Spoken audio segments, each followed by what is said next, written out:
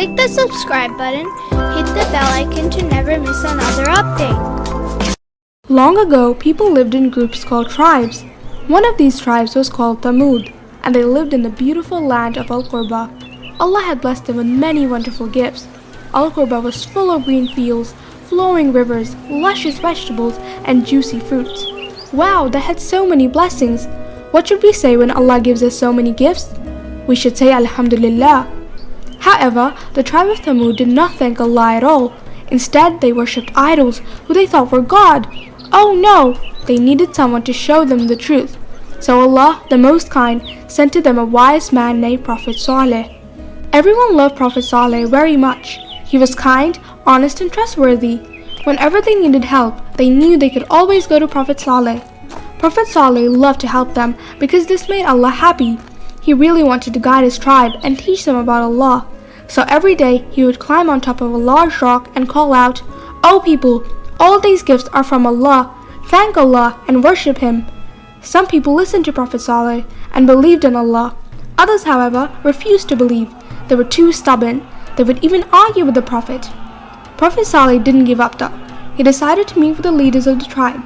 He had a great idea that would help them to see the truth. He said to them, "Let's meet in the valley and pray. I will pray to Allah to grant any wish you want, and you pray to your idols to grant me a wish. If my wish comes true, then I will believe in your idols. But if your wish comes true, then you must believe in Allah." The leaders agreed to this idea. They thought they could prove once and for all that Prophet Saleh was wrong about their idols. The next day, the whole tribe gathered near a large rock in the valley. The leaders told Prophet Saleh, "Go ahead, ask our idols for anything you want." Prophet Saleh made a wish and waited patiently, but nothing happened. After a few minutes, Prophet Saleh said, "See, your idols did not grant my wish. Now it's your turn. Tell me your wish, and I will ask Allah to grant it." The tribal leaders looked at each other nervously. What should we ask for? They thought to themselves. Finally, one leader pointed to the large rock and said, "O Saleh, ask your God to make a beautiful camel come out of this rock." "Yeah, a pregnant camel," chimed in another leader. Yes, with a 10-month-old calf in her stomach," added another. The first leader exclaimed, "Go ahead. If you can do this, we will believe that there is no God except Allah." The tribe members looked at each other smugly. There was no way Prophet Saleh could make this happen. They watched as Prophet Saleh raised his hands toward the sky and asked Allah to make their wish come true. The whole tribe watched in awe as the rock suddenly cracked open and a pregnant she-camel came out.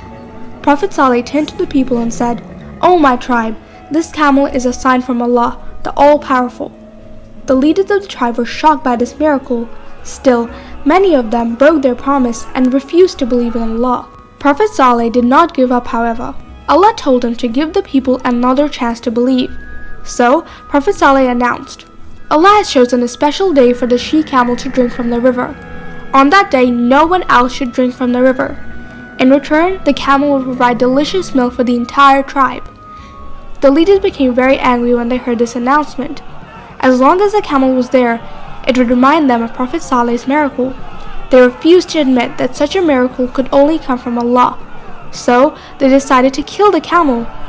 Early the next morning, one evil man followed the poor camel and killed her when she was all by herself.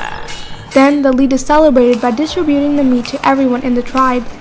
Prophet Saleh was very upset by this evil deed. Allah told them that He would punish these people very soon. However, He wanted to give them one final chance. So, He told Prophet Saleh to warn them. Prophet Saleh called out to his tribe, "O my people, Allah has given you 3 days to ask for forgiveness, or He will send down a punishment." Unfortunately, their hearts had become stubborn because of their sins, so they continued to ignore Allah's message. Instead, they made fun and joked, "Sure, if what you said is true, then let the punishment come." The next morning, the disbelievers woke up and were shocked to see that their faces had turned yellow. This was a sign of their upcoming punishment, but they chose to ignore it. The following day, they woke up to find that their faces had turned red, but they still did not believe.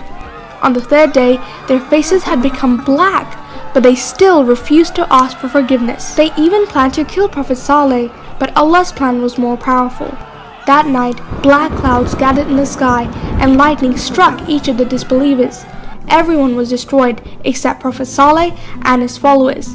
Allah protected them with His special kindness. From this story, we see how kind and powerful Allah truly is. He gave the disbelievers not one, not two, but 3 chances to turn to Him. We also see that Allah is the best of planners, so we should always follow Him and His prophets.